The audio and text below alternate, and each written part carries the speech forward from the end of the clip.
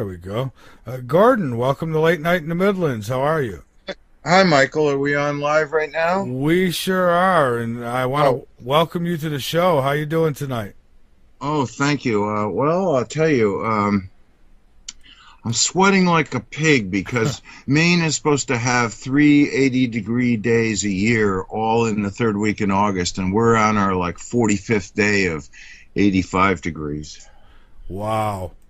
And Wow. we're just not used to it. If we wouldn't live in Maine if we thought it was going to be like steamy and hot. Oh my God. Yeah, well, it's been pretty damn muggy here too, but in South Carolina, I guess you expect that. But Yeah. but it has been torturous. The sun feels a lot hotter to me. I don't know how other people feel. Oh my God. It's been more than a year since I've been on your show, which It's been and too long. can you notice the sound quality's better? For some reason my broadcast internet, which is from tower to tower to tower, went from 5 up to and 1 down to 10 up and 5 down. Wow. Yeah, you sound a whole lot better. I mean, you've done pretty well in the past, but yeah, this sounds really good. So Yeah. I appreciate that. So it's a pleasure being back on here with you. Since when do you think the last time it was? Was it in the spring of last year, or was it even before that? Well, one of my guests told me it's been 2 years, and I can't imagine it's been that long. Or one of my listeners, I'm sorry, Yeah, said, yeah. yeah. It's been a while, and so much has happened. Oh my God! But Planet X is definitely getting closer. It's definitely separating away from the sun a bit, and the brightness. You're right. I mean, you can't even go outside and take a picture without having this like being spoiled by ultraviolet. And people go outside and they just burn to a crisp from ultraviolet. There's so much light, and it's a different color. And I'm glad that you noticed that because quite frankly, a lot of people don't notice anything. Yeah, I definitely notice it. And being here in Carolina, I mean, when you go out there, I know back in 2008, how it felt. It was hot here, but, not burning like that. And now, if I Right. go and stand in the sun, I could literally feel the sun burning my skin. Right. And so I wanted to tell you, last August 1st, I was on Robert Pepino's show on Revolution Radio called The Whole Agenda. And he decided to go into the music business. And his father had a stroke, and he was taking care of his father. He said, "You're the perfect one to take over the show." So I've had my own show every Friday night at midnight for 2 hours on freedomslips.com. So if people want, if they like what I'm going to be talking about tonight and they'd like to hear more of me, they can do that every Friday night at midnight Eastern time. All right. And then I started my own YouTube channel. So now my shows are being posted by my producer, Swami, posting them on my YouTube channel, and that's growing a bit. And then I couldn't believe this. Have you ever heard of Josh Tolley? Yes, I have heard of him. I'm not Yeah. sure. So he wrote me an email and he said, would you like to be on my show? We'd really like to have you and Janet on my show." And I thought, well, who in the hell is this guy? And I found out he's moderated presidential debates on CNN, and he's one of the top 100 business advisors in the world. And I said, "Do you know Nice. what we talk about?" And he goes, "Oh my God, of course I know what you talk about." He goes, "The number one question that my listeners, when I ask them, what would you like to learn more about, they say UFOs, extraterrestrials, and the future. So we can't wait for you to come on." So we went on a show on June 19th, and he posted it to his YouTube channel on June 23rd, and tonight we're going to reach 250,000 views. Nice. That's So fantastic. yeah, and that's a whole new audience. That's people that had no idea of the metaphysical or anything like that. I mean, in a sense, being on your show is like preaching to the choir because you frequently have guests that discuss these subjects, but I figure he never did. He said this is the most unusual show I've ever done, so it's pretty interesting. So if you go to the Josh Tolley YouTube channel, you can listen to that interview, or you can go to, and that's with my wife Janet, and then or you can go to my YouTube channel, the Gordon James Gianni Noto YouTube channel. But And Gordon, that's great too, because that's what we need to do. We need to get to these audiences that have been under a trance. Really, I'm not saying that his audience has been, but I mean, like you got your CNN, your Fox News audiences. And so that's what I ask my listeners to do is, share this everywhere you can, because I want to reach more than just... Now, every time you do a search for my name, Gordon James Gianni Noto, my YouTubes where I've done interviews with you, the LMNM interviews, are real high on the list of YouTubes that you can watch. So I've noticed that there's a growing, interest and association with this subject, and it's definitely. I mean, we're nearing the end days here, but I tell you this. I know that you made a comment about what you wanted to talk about tonight. We'll get to that in a minute. It's really interesting, but I tell you this, and you can mark my words. By Christmas, this will not be the same world we thought it was. It'll be so different that you can't even imagine what that's going to do to everybody. So, when I start talking about what's coming, people really ought to be listening, because pretty soon you're not going to have a change. Like if you live in Florida now, if the president announces this in September, that Planet X, the rogue planets in the solar system, and people should go read Zeta Talk, and they read Zeta Talk and find out Florida's going to be under 850 feet of water, you think you're going to be able to sell your house in Florida? No, not at all. And Gordon, I want to let you know, I would like to touch on these other things at some point in the show, but I want to, wherever you think it's important, let's go there first. And I would have to assume you're talking about Planet X, aren't you? Yes, definitely. It's been slowly approaching the Earth since it came around the sun in 2003. And I've explained to your show before that it's because gravity pushes. That's why it's not going to slam into us and cause a big collision. And, like I say often, how many times have you heard astronomers meeting and saying, we've got to do something about this terrible problem of planets colliding and stars colliding? What can we do? You've never heard of a meeting like that, because they don't have to worry about it because gravity pushes. But it's a lie we've been told for 400 years, and everybody swallowed it except me. And then I found out I was probably right, and there may be a little component of pulling with gravity, but most of it's pushing. So, things are not what you've been told. They're not what you've been thinking.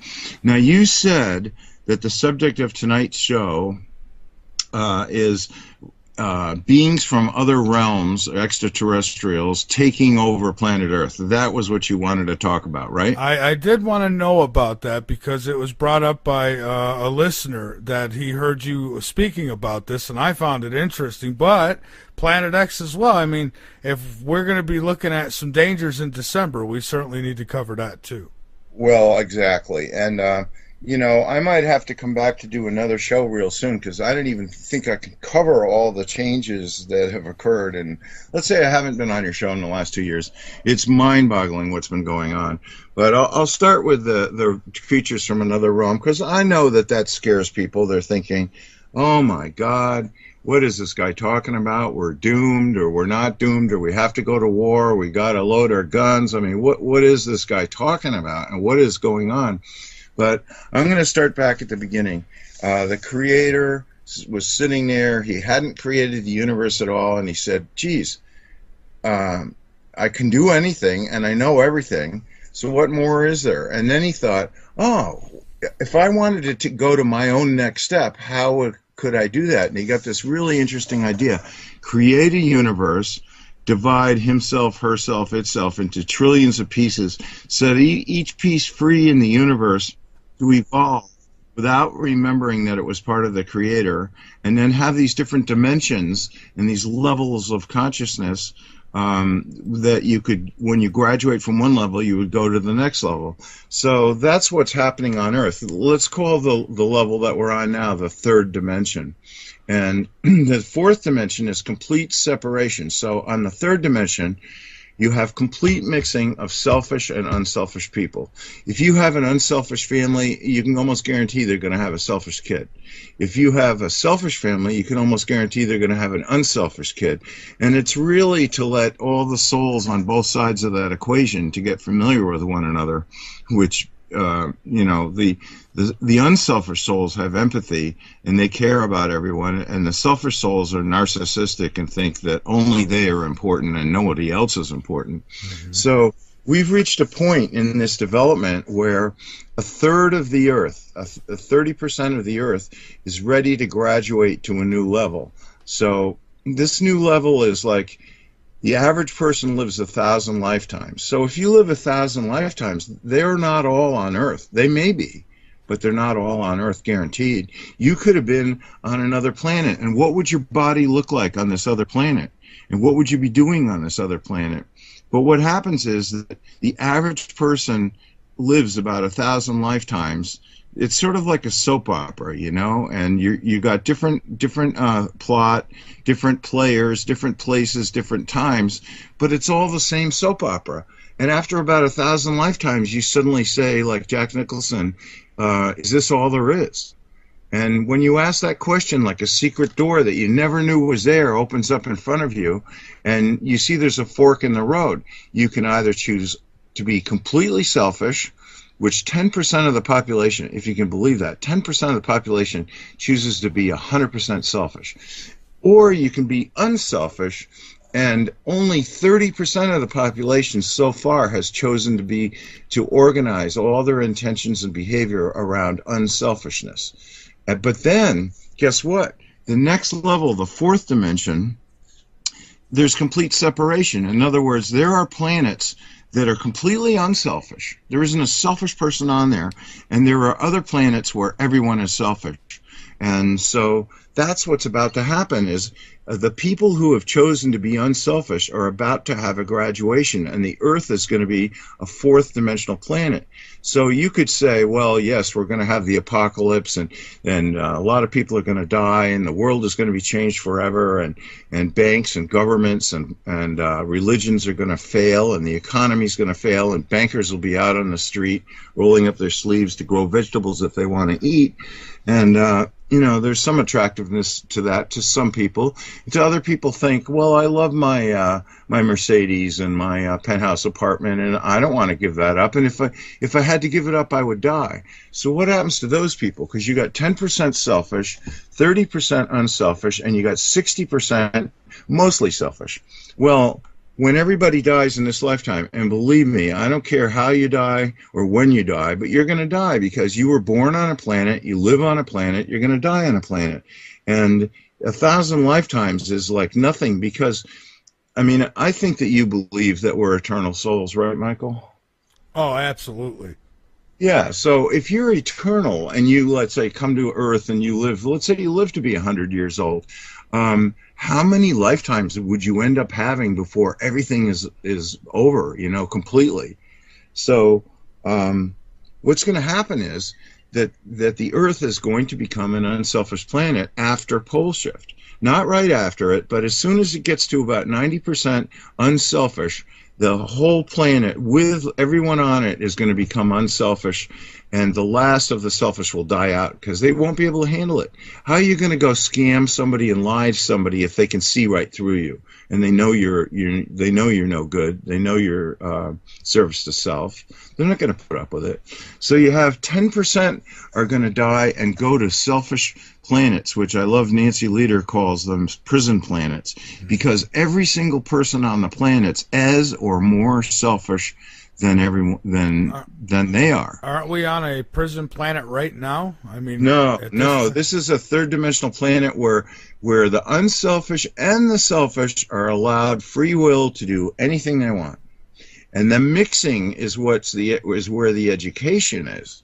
You see, to recognize. You know, because a lot of people put labels on people. Well, he's a narcissistic sociopath, or he's a narcissistic psychopath, or he's a criminal, or whatever. And to me, I've gradually learned over all this time that it really comes down to is a person oriented towards service to self or service to others. And that explains everything. Once I learn their orientation, then nothing surprises me. If somebody is service to self, and they're at the 100% service to self level, there's nothing they could do that would surprise me. Nothing. And so I don't need to know all these other little sub-labels from cultures and stuff like that. And so what's going to happen is when the people on Earth die, 10% are going to be reborn on planets where everyone is more selfish than they were. I mean, if you're a selfish person and you're thinking, well, I'm going to be in charge. Well, when you're reborn on this prison planet, guess what? You're not going to be in charge. You're going to be nothing, and you're not going to have any choice about it.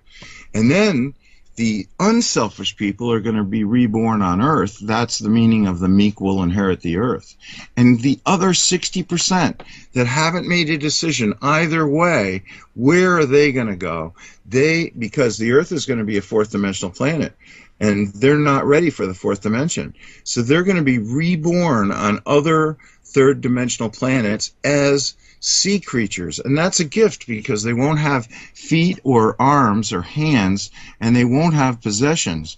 And if there's anything where we all went wrong as a society, it's possessions. So this is really a gift to them, that in their next lifetime they might be born as an octopus, and as an octopus they only might live an hour before a shark eats them, right? Right. I mean, so people talk about, well, like there's certain religions, you know who I'm talking about. They say, well, when the judgment day comes, I'm going to be resurrected in this body, Yeah. They're like, oh, that's what I'm waiting for. That's why I've been a member of this religion. But think about it. Like, I look at my body, and okay, I'm pretty smart, but now I've injured my hips and I have to walk with crutches. Now I took too many aspirin for the pain, and it did not say on the aspirin bottle, warning can cause blindness. So now I got wet macular degeneration, so it's hard for me to read anything. I have this close focus telescope. I can read a word or two at a time. Well, I used to read a 200-page book in 20 minutes. So, but luckily I have a sharp mind. But whether I would want this body to be resurrected and live in it forever? No. I mean, when you go to the car dealer and you have a 1958 Studebaker, do you want to buy a new 1958 Studebaker? No, it's 2015, and the 2016 models are about to come out. You want to go buy the best car you can afford, Right. And you don't want to buy some old wreck of, that's the technology's passed it by. So that's what your body is. Your body is like you getting into a car. Your soul gets into your body to express itself. Well, about a third of the earth has reached a point where they're beyond that. Like, I've taught myself telepathy. I actually contact aliens to help other people, and then they say, you're not going to believe this, but some Zetas came into the room and I saw them, and they were trying to work on my leg, or whatever it is they say. And they say, did you have anything to do with that? And I said, well, I did ask them, and I asked them like an hour before they do that. And then these people are calling me up and going, you're never going to believe what just happened to me. And I said, I will, because they're unselfish people. I'm asking not for myself, but for other people, and their help. So there's a lot going on here, you see. And Gordon, I often thought that, plants and maybe sea animals were of a higher consciousness because they didn't have the arms, the legs, and all those things. And maybe a plant don't have to move because it's so far advanced in consciousness that it could do what it wants to do. That's what's really interesting. You see, this is the process of, we're all creators in training, because the creator broke itself up into trillions of pieces. It doesn't want any of them to fail. It doesn't want any of them. So all of them are eternal, and all of them have to learn from scratch. So the first things they do is to ensoul a rock. Like, you might be born into where your body is a rock and you aren't moving anywhere, but you're just conscious that you're there, which is a big step. If you were unconscious before, now you're conscious that you're there. You feel the rhythm of the planet, the vibrations, you feel the weather and the temperature and the seasons, and you feel people walking on you, and you feel rocks crunching and moving, and you may break off of a mountain and roll down a valley into the sea. All these things can happen. Then the next step is plants. So then you learn to feel. So now you're not locked in position exactly. You can't move that far, but at least you can respond to your environment. And people everywhere know that if you're kind to your plants and your vegetables, you're going to get a better garden. Yeah. Yeah, exactly. And so they become conscious of feeling. Then, when they're born as an animal, when they really reach the height of that, then they can be born as an animal. And the highest, most developed animals are the ones that are in contact with humans, like dogs, cats, horses. Any animal that has any contact with humans at all is a higher order animal that is ready to learn some new things. So that's where thinking develops. Now the animal can decide, well, I'm going to do this, or I'm going to do that. And then the next step for the animal is to make a choice. And people say, oh, animals don't know if they did something wrong. Well, you know, when you tell your dog, why'd you poop on the floor? Just look at his face. You know that he knows he shouldn't have done that. I'll tell you what, Gordon, real quick. We just did a video, and I'm going to put it out. We did a video outside today. There was this little stick bug. I don't know what you call it. It was like a little stick. And this thing, it had like an ET-looking head. And it was conscious that we were around it. I mean, when I moved, its head turned and it looked at me and it was watching everything I did. And we videotaped this because people say that bugs have no consciousness, and I disagree. This one did. Yeah, well, of course. And you see, the highest rock, believe it or not, are the radioactive ones. And why? What makes them the highest development rocks? Because they're giving of themselves to help the environment. And the highest order plants can think, like a Venus flytrap knows that a fly landed in it, and it can close its little claws around the fly and eat it. I mean, if that isn't, that's a rock beginning to feel, a plant beginning to think, and then you have the animals who are thinking, but their next step is spirituality, and that's where the human race was designed to be an opportunity for souls to begin to, basically, putting it in simple terms so everyone understands it, follow the golden rule. In other words, before you do anything, ask yourself, would you like it if somebody else did that to me? And if you wouldn't like it, then don't do it. Do you know how much better, forget all these religions in the world, if everyone just followed that simple thing, you know, and we've taken individuation to every possible development. So people, you know, they're like, well, he's not like me because he's black, or he's not like that because he believes in this, or he believes in that, or he looks like this, or he sounds like that. You know, this is the time. I mean, all those differences have been developed to the nth degree. This is the time for everyone on Earth to say, what do we have in common, not what makes us separate. And the reason why is because the Creator wants each part of the Creator, and that's what we are. We are creators in training. Everything around you, the molecules in the wall, the molecules in the plant, the molecules in your body, they all know that they're molecules in a wall, a plant, or a body. They know that, and they chose that. And they're all creators in training. You talk about eternal soul, and the universe is 16 billion years old, let's say. How long is it going to take for a molecule in a wall to decide, yeah, I'd like to be able to move around. Maybe I could be a plant. You know, and if it's a good plant, then maybe it would develop to be able to be a good animal. So these are progressions, and it's all going on all around you, and that's why the Native Americans respect everything. You know, if they're going to go cut a tree, they thank the tree. And if they're going to go, you know, and you can put this in everyday use in your own life. You can go pat your car and say, listen, you're doing a great job for me. I know all you glass and steel atoms and you rubber atoms and all the other stuff that's in there. I know you all want to be here, but because everything likes to be appreciated. I mean, if I tell you that you're doing a great job, that makes you feel good. And if somebody tells me that, I feel good.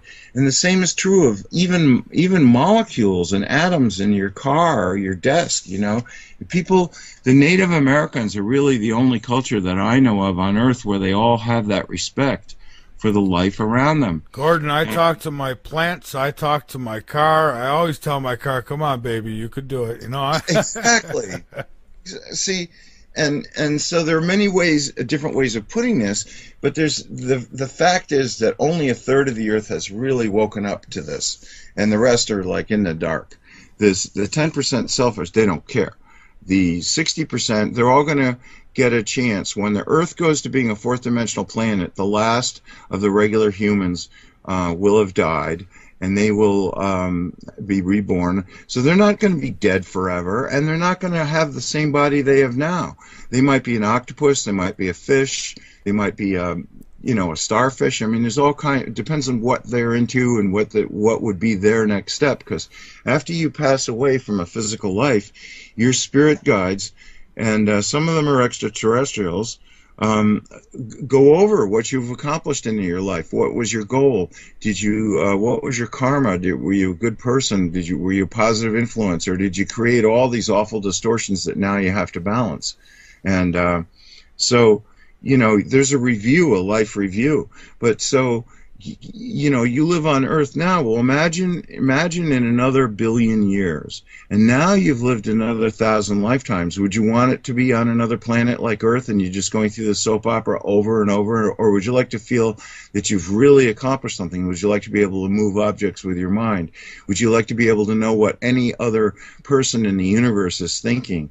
Would you like to be able to communicate with them? Would you like to use your mind and materialize things right in front of you? So you couldn't do that with your present body. So these people. I was going to say, Gordon, I would love to do that, and I wonder now, how come we don't remember our past lives? How come, if we could remember this stuff, or do we only remember it when we go? See, that's the thing is, most people, you got to realize that they have hurt feelings over, oh, she did that to me, he did that to me, I'm going to get even, or I don't like them, or, it's a veil that's there for your own good. And because you'd be so bound up in what you did.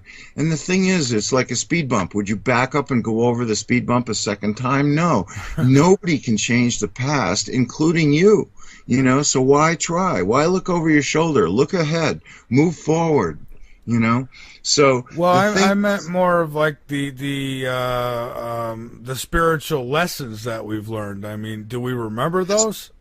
That's what the point is you do learn them. You keep them with you forever. It's like when you make a crash of banging stuff together and it sounds awful, the sound of that fades away.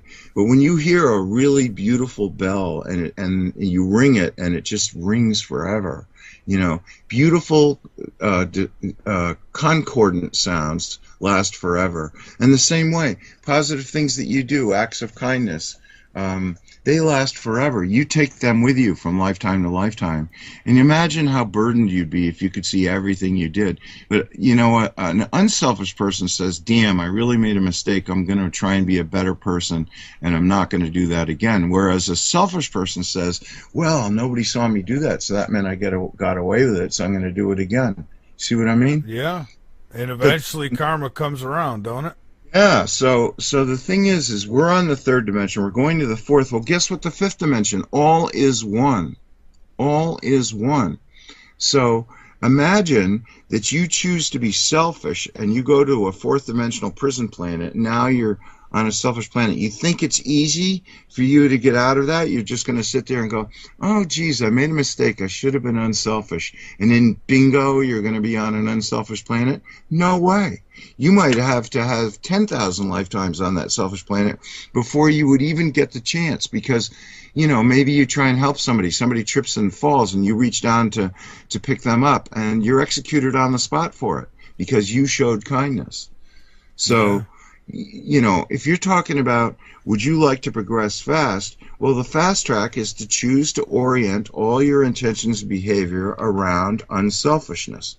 So now we get to extraterrestrials. Well, there's almost an infinite number of galaxies and planets and beings. So, of course, there's beings on these other planets. Do they all look like you? No, they don't. But do they have love in their hearts, some of them? Yes, and the truth is, on all worlds, not only the Earth, but in all galaxies, all third-dimensional worlds, there are some bad, some ugly, and some good. And that includes on reptilian planets. You can't say, looking at any race, humans, reptilians, whatever you want to call them, there's some worlds where the most evolved beings are jellyfish, and they can't build a spaceship, but they're telepathic and they're thousands of years old and they can contact other unselfish extraterrestrials and say, you know, would you come by and give me a trip? I'd love to meet you and travel around and see the universe. And that happens. So you have worms, worm people, jellyfish people. You got, you know, everything. I'm telling you right now, I believe you. You can ever think of is happening somewhere. Really, it is. And so, you know, there are a lot of beings. Well, if you've lived 1,000 lifetimes and maybe you've been on 20 other planets, well, guess what? Those people from those planets remember you. They're your friends. They want to come and visit you. Like if you send your kids to school and then you go and look in on them, you don't just send them to school and say, I hope they're doing a good job. Come back when you're educated. No, you go back and you go to the school, you meet the teachers, you see what the class is. Maybe there's something you can do to make it better. Or maybe it's really so great it's eye-opening. But the point is that a lot of the times when you have contact with extraterrestrials, they're your friends from other lifetimes on other planets. But they're conscious enough to remember it, but you aren't. But so now, you see, you're going to die one way or the other. This is the, you know, this life that we're in right now is going to end. I mean, there's just no way around it. And it is going to end, and you know I've got proof that I'm not immortal already. So you know it's inevitable. None of us get off of this planet with our bodies or our possessions.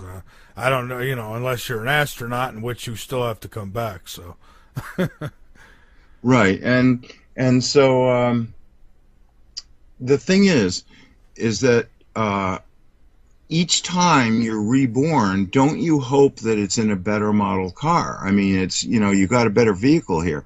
Like next time, wouldn't you like to be telepathic and be able to ask anybody anything, no matter where in the universe they are? That'd be so cool, wouldn't it? It would be cool. And here's the thing. Now, there are some people who actually do have those gifts right now. And well, I have telepathy. My wife and I actually have conversations where we don't even open our mouth. Now, some civilizations, like the Zetas, they decided that emotions were wrong and sex was wrong. So they said, well, let's clone ourselves, and we don't even deserve to have our own planet. We ought to just live in space. So let's make ourselves small, and let's not have digestive systems, because you can imagine the problem of getting food in space. So they're thinking, well, why don't we just grow some green algae and paint it on our skin and get our nutrients from that? And why don't we just cut out sexual organs and sex and emotional nature and just make ourselves 100% telepathic and clone ourselves? That way we can reproduce without the sex, because you know sex gets you into trouble, then you have wars, then you destroy your planet. And that's what they felt about themselves. So they were sent here to study Earth. And they're studying it for a long time. And then all of a sudden their cloning started to fail.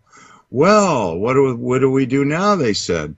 Geez, so you can't just clone yourself forever. And then they realized that they should check our DNA. And our DNA is 100% human. Well, guess what? Theirs is too. So those little gray aliens that you see that all look the same, they're not bees in a hive. They have individual souls in the body. It's just that under their system of cloning, all the bodies look the same. But one of them might be interested in history, another is interested in art, and another is interested in flying saucer technology, another is interested in music. So they're as different. But they're so telepathic, if somebody who's studying history wants to know how to fix a lawnmower, he can ask one of the ones that's mechanical who will explain it to him. So they go, well, what are we going to do now? We're fourth dimensional. Earthlings are third dimensional. Oh, but Earth is about to graduate to the fourth dimension. Why don't we start a breeding program? Now, where did we go wrong? Well, we used DNA to cut sex out. So let's find really sexual people. Let's find people who are really emotional and intelligent, because we don't want to dumb ourselves down, and let's breed with them and create a new race of hybrids, 100% human. And we'll create them on the fourth dimension, and when the Earth becomes a fourth dimensional planet, they can't see us right now. It's like when you're tuned to one radio station, you can't hear the radio station on the next frequency. I see. So let me ask you this. So are they amongst us now, and is it that they're on a different frequency, so we don't see them, but we can? I mean, like the UFOs, sometimes... Like my wife can see them. My wife can see fourth dimensional beings, and she has a wider visual antenna than 99% of everybody. She can not only see people on a lower vibration like dead people, but she can also see extraterrestrials on the fourth dimension. So they live in invisible domed cities on Earth. That makes sense, Gordon, and I don't mean to keep cutting you off, but you've fascinated me here, because people see ghosts, some people see UFOs, and they disappear. And I'm thinking they get, they get on the right frequency, and that's why we see them then. Right. And so what happens is that the unselfish people have banded together to form a council of worlds. I mean, there's all kinds of people that say, well, there's this federation and there's that, world body and this world body, but the real name is the Council of Worlds.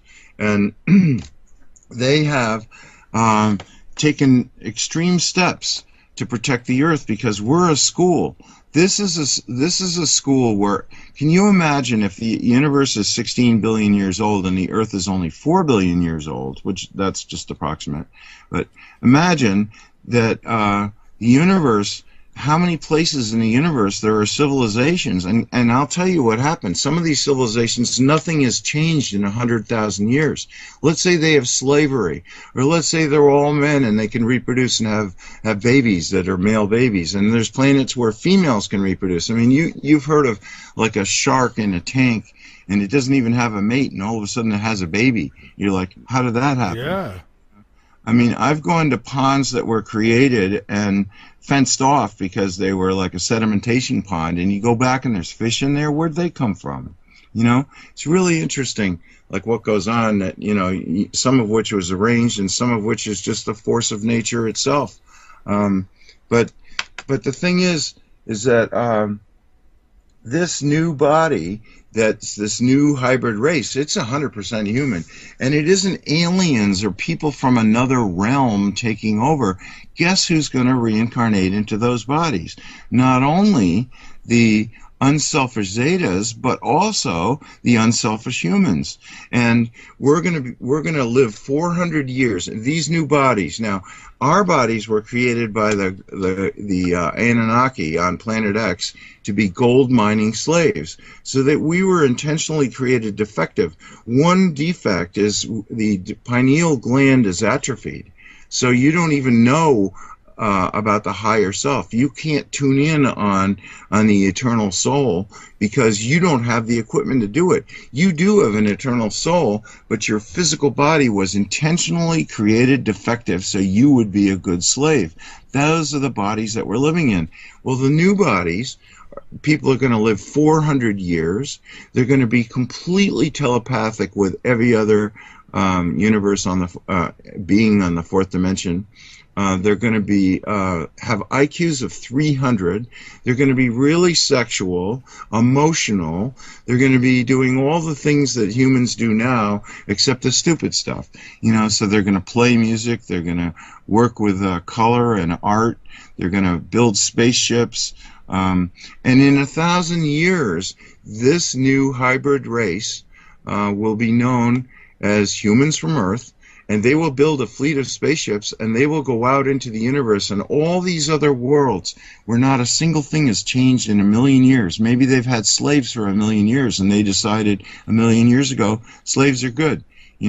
You're a minion. You're worth nothing. I'm going to control you because I'm part of the elite, so I own you. And they've never even considered changing that. And we're going to land on their planets, and we're going to say, oh boy, we know what's wrong here, and this is how you fix it. And how are we going to know how to fix it? It's because every problem anyone has ever had anywhere in the universe has been occurring on Earth, and that's why it's so hard. When a good person gets something really good going along, and then a selfish person comes along and screws it up, it's like, oh, God, And the selfish people, that's all they do. They've got to turn everything for themselves. They manipulate everything so that they create loopholes, and nothing's black and white anymore. It's gray. And you know what selfish people do. Yeah, absolutely. And Gordon, one of our listeners asked, how did you know all this? And it's because you're an abductee. Is that right? Well, no, I'm not an abductee, a contactee. No, I was. See, abducted makes it sound like you were involuntarily taken. Well, yeah, I meant contactee. Right. What happened is, as a child, my father was a Catholic, and he was kicked out of the church, and he thought, well, how could God kick you out of church? So before I was born, he goes, well, I'm going to study everything then. The hell with the church. And of course, I'm talking about the Catholic Church. So he started getting books on telepathy, reincarnation, psychics, astrology, dimensions, masters, all this stuff. And that's the literature that I grew up with. He was a member of the ARE in Virginia and Virginia Beach, Edgar Cayce group. And I was reading this stuff as a kid, and I read, well, pole shift is going to happen sometime between 68 and 98. And I'm like, I just have always had this quality. When somebody tells me something, I can either immediately or soon thereafter, I can feel in my heart whether it's true. I just had that ability. So the first time that I read about people contacting extraterrestrials, I wasn't like most people and said, oh, I wonder if there's any more proofs of that. I wonder if there's any scratches on the driveway, or, I just never thought that. What I thought was, wow, if they could contact ETs, I want to too. And I knew there was the good, the bad, and the ugly out there. So I figured, who wants to contact the bad or who wants to contact the ugly? So let's contact the good.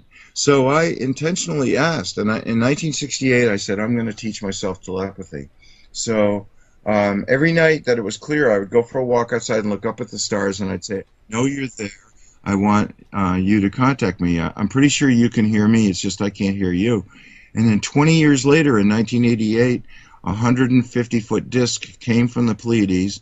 Before they zoomed in across the sky like a meteor and then slowed down above my car, they said, we're coming on a ship to take you on board. And I thought, oh my God, this is a dream come true. And it still probably is the most exciting thing that ever happened to me. Imagine you want to teach yourself telepathy, and that's where it was a Pleiadian ship, and they're human.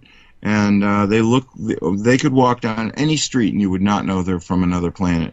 And they took me on board, and they told me I'm a reincarnated Pleiadian. I spent lifetimes in the Pleiades.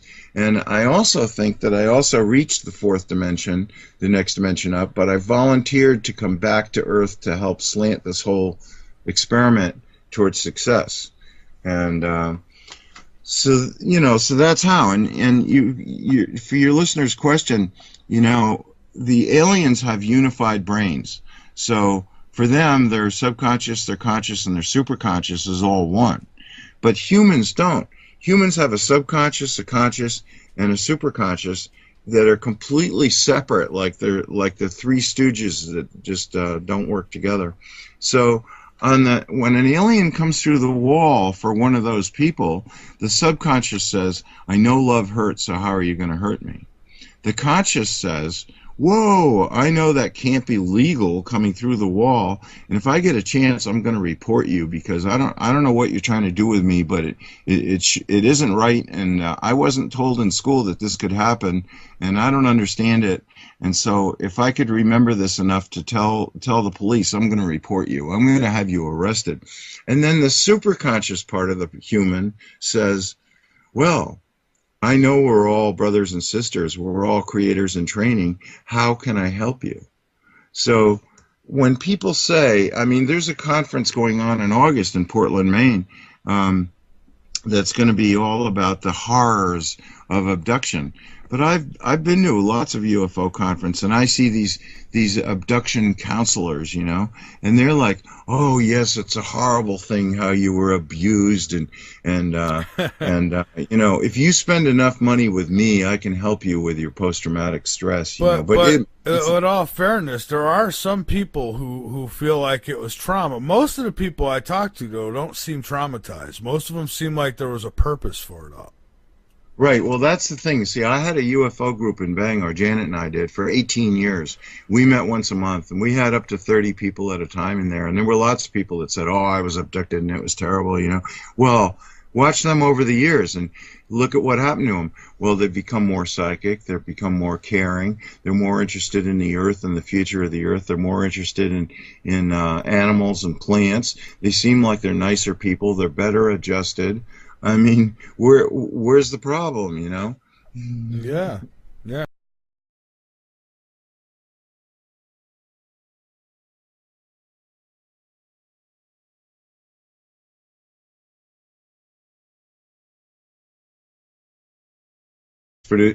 Posting them on my YouTube channel, and that's scoring a bit. And then I couldn't believe this. Have you ever heard of Josh Tolley? Yes, I have heard of him. I'm not sure. So he wrote me an email and he said, would you like to be on my show? We'd really like to have you and Janet on my show. And I thought, well, who in the hell is this guy? And I found out he's moderated presidential debates on CNN, and he's one of the top 100 business advisors in the world. And I said, do you know what we talk about?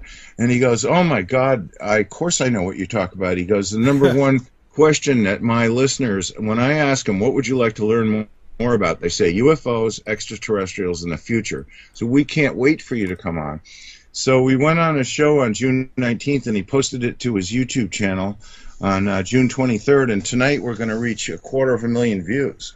Nice. That's fantastic. Yeah, and that's a whole new audience. That's people that had no idea of the metaphysical or anything like that.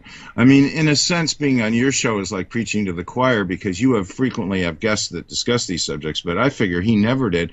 He's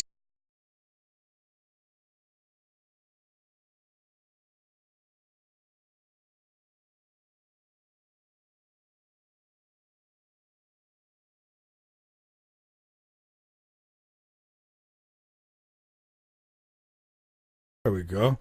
Gordon, welcome to Late Night in the Midlands. How are you? Hi, Michael. Are we on live right now? We sure are, and I want to welcome you to the show. How you doing tonight? Oh, thank you. Well, I'll tell you, I'm sweating like a pig because Maine is supposed to have 3 80-degree days a year, all in the third week in August, and we're on our like 45th day of 85 degrees. Wow. Wow. We're just not used to it. If we wouldn't live in Maine if we thought it was going to be like steamy and hot. Oh my God. Yeah, well, you know, it's been pretty damn muggy here too, but in South Carolina, I guess you expect that. But it has been torturous. The sun feels a lot hotter to me. I don't know how other people feel. Oh my God. You know, it's been more than a year since I've been on your show, which it's been too long. Can you notice the sound quality's better? For some reason, my broadcast internet, which is from tower to tower to tower, went from 5 up to and 1 down to 10 up and 5 down. Wow. Yeah, you sound a whole lot better. I mean, you've done pretty well in the past, but yeah, this sounds really good. So yeah, I appreciate that. So it's a pleasure being back on here with you. Since when do you think the last time it was? Was it in the spring of last year, or was it even before that? Well, one of my guests told me it's been 2 years, and I can't imagine it's been that long. Or one of my listeners, I'm sorry. So, yeah. It's been a while, and so much has happened. Oh my God! But Planet X is definitely getting closer. It's definitely separating away from the sun a bit, and the brightness. You're right. I mean, you can't even go outside and take a picture without having this like being spoiled by ultraviolet. And people go outside and they just burn to a crisp from ultraviolet. There's so much light, and it's a different color. And you know, I'm glad that you noticed that, because you know, quite frankly, a lot of people don't notice anything. Yeah, I definitely notice it. And being here in Carolina, I mean, when you go out there, I know back in 2008, you know, how it felt. It was hot here, but, you know, not burning like that. And now, if I go and stand in the sun, I could literally feel the sun burning my skin. Right. And so I wanted to tell you, last August 1st, I was on Robert Pepino's show on Revolution Radio called The Whole Agenda. And he decided to go into the music business, and his father had a stroke and he was taking care of his father. He said, "You're the perfect one to take over the show." So I've had my own show every Friday night at midnight for 2 hours on freedomslips.com. So if people want, if they like what I'm going to be talking about tonight and they'd like to hear more of me, they can do that every Friday night at midnight Eastern time. All right. And then I started my own YouTube channel. So now my shows are being posted by my producer, Swami. He said this is the most unusual show I've ever done. So it's pretty interesting. So if you go to the Josh Tolley YouTube channel, you can listen to that interview, or you can go to, and that's with my wife Janet, and then, or you can go to my YouTube channel, the Gordon James Gianni Noto YouTube channel. And Gordon, that's great too, because that's what we need to do. We need to get to these audiences that have been under a trance. Really, I'm not saying that his audience has been, but I mean, like you got your CNN, your Fox News audiences, and so that's what I ask my listeners to do is share this everywhere you can, because I want to reach more than just now. Every time you do a search for my name, Gordon James Gianni Noto, my YouTubes where I've done interviews with you, the LMNM interviews, are real high on the list of YouTubes that you can watch. So I've noticed that there's a growing, interest and association with the subject, and it's definitely. I mean, we're nearing the end days here, but I tell you this: